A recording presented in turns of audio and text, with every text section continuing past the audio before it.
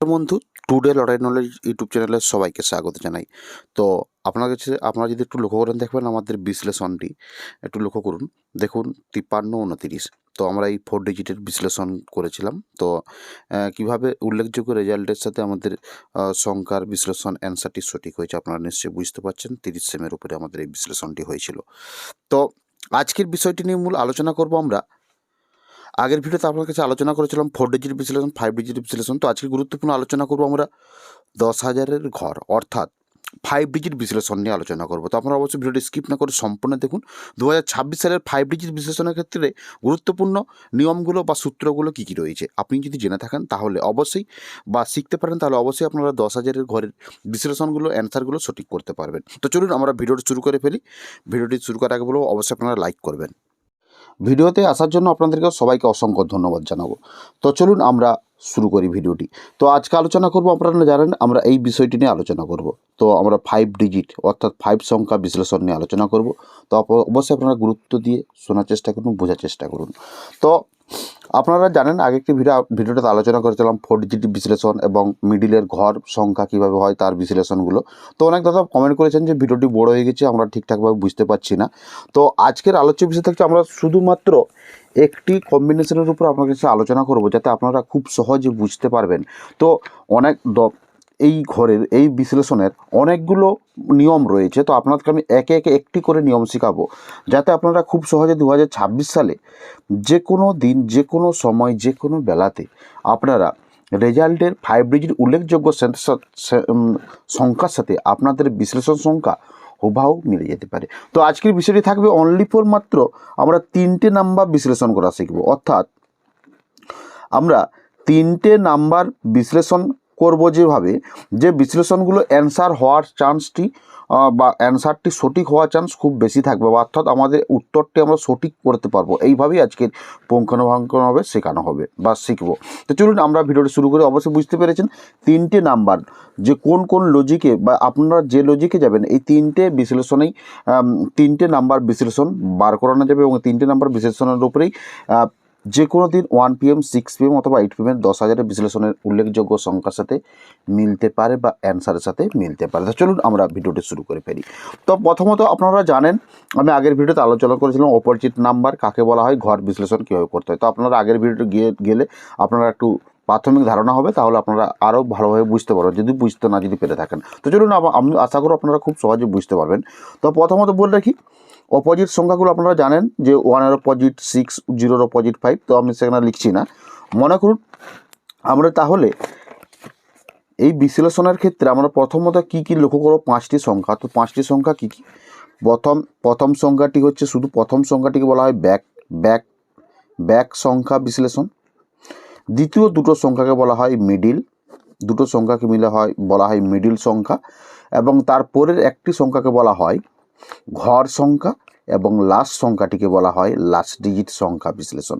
তো আপনারা জানলেন, তো এইভাবে বলা হয়। তো আজকে আমি আলোচনা করব কারণ 10,000-এর ঘর বিশ্লেষণ মানে ব্যাক সংখ্যাটির উপরে সবথেকে গুরুত্বপূর্ণ আলোচনা করব।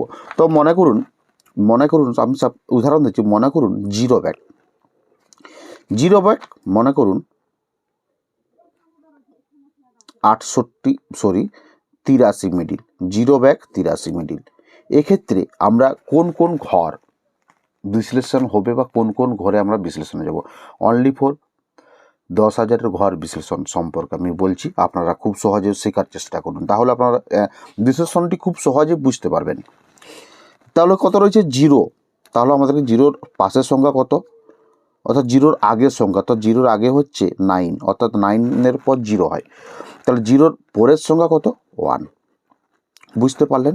তাহলে আমাদের ঘর টার্গেটের ক্ষেত্রে 83 মিডিলের ঘর টার্গেট কী বেরোচ্ছে তাহলে 0, 83, 90 থেকে 99, 0, 83 কত আছে?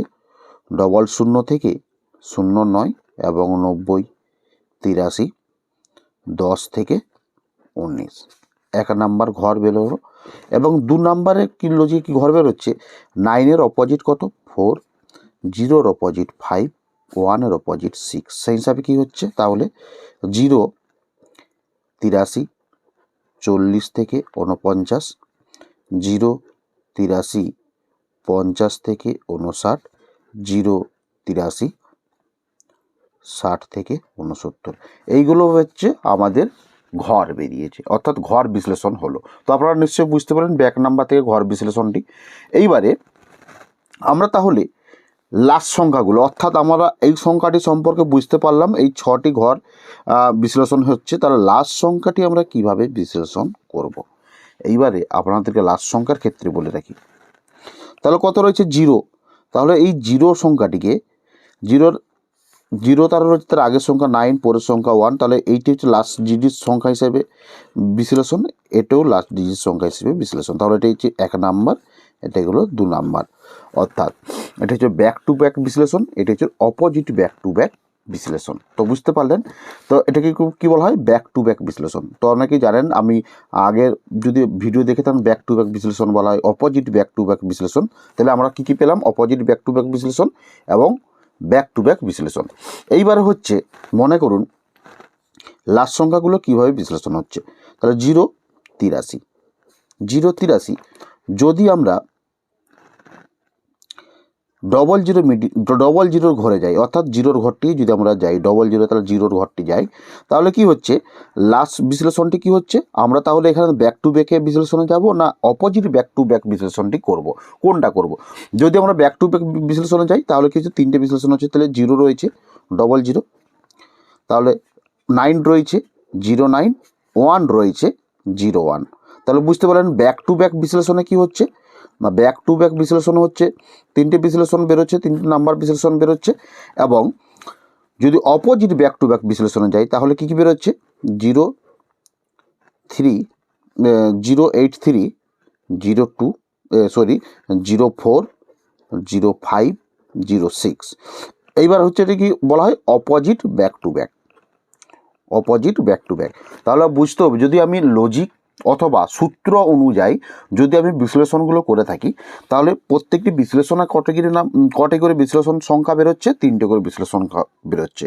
তো অনেকে দাদা কী করেন, বিশ্লেষণ সংখ্যাগুলো নিজে বার করে নিলেন, কী হচ্ছে 00টা টার্গেট করলাম বা বিশ্লেষণটি করলাম সঠিক করলাম, তারপরে 05টি সঠিক করলাম। এর ক্ষেত্রে কী হচ্ছে, আপনার যদি ওই দিন বিশ্লেষণটি যদি এই ব্যাক টু ব্যাক উপরে বিশ্লেষণে যায় তাহলে কিন্তু আপনার এই জায়গাটায় কিন্তু অ্যান্সারটি ভুল হয়ে যাবে। তাই যে কোনো দিন বিশ্লেষণের ক্ষেত্রে বা অ্যান্সার সঠিক করার ক্ষেত্রে নিয়মটি কী হচ্ছে, আমি যে সূত্র ধরে বিশ্লেষণটি করব ওই সূত্র ধরেই যেন আমার বিশ্লেষণটি সঠিক হয়, তাহলেই আপনারা খুব সহজেই কিন্তু বিশ্লেষণের অ্যান্সারগুলো সঠিক করতে পারবেন। আশা করি আপনাদেরকে আমি 5 ডিজিট অর্থাৎ 10,000 ঘরে বিশ্লেষণ সম্পর্কে বোঝাতে পারলাম। তো যদি আপনারা এখনও পর্যন্ত বুঝতে যদি না পারেন তাহলে অবশ্যই কমেন্ট করে জানাবেন, আমি পুনরায় আবার ভিডিও নিয়ে আসবো। তো আপনাদেরকে আমি একটু রেজাল্ট স্বরূপ যদি দেখাই তাহলে আপনাদেরকে বুঝতে আরও একটু সুবিধা হবে। মনে করুন আপনাদেরকে আমি এইখানে একটু নিয়ম করে দেখাই। এই প্রথম এটা 9 যে রয়েছে, তাহলে 4-এর অপোজিট ঘর হচ্ছে 9। আচ্ছা, 5-এর পাশের সংখ্যা লাস্ট ডিজিট হয়েছে 5, বুঝতে পেরেছেন। ঠিক এইটাও ঠিক এই নিয়মে রয়েছে। আচ্ছা, এই সংখ্যাটি যদি দেখেন এটাও ঠিক একই নিয়মে রয়েছে। তো এর ক্ষেত্রেও আপনারা যদি লক্ষ্য করেন দেখবেন, আমি আরও দেখাই, পরের রেজাল্টে যাই, পরের রেজাল্টে দেখলেও আপনারা বুঝতে পারেন। এই দেখুন এই নিয়মটি 7 রয়েছে 7-এর ঘর এবং 1 রয়েছে, তাহলে 7-এর আগের সংখ্যা 7-এর অপোজিট 6-এর অপোজিট 1 বিশ্লেষণ হয়েছে। ঠিক এই কম্বিনেশনে আপনারা বা এই লজিক সূত্র অনুযায়ী আপনারা বুঝতে পারছেন যে এই নিয়মগুলো খুবই গুরুত্বপূর্ণ। তো দেখা হচ্ছে পরের ভিডিওতে। এখানে ভিডিওটি সমাপ্তি করলাম। ভিডিওটি দেখার জন্য আপনাদেরকে অসংখ্য ধন্যবাদ জানাই।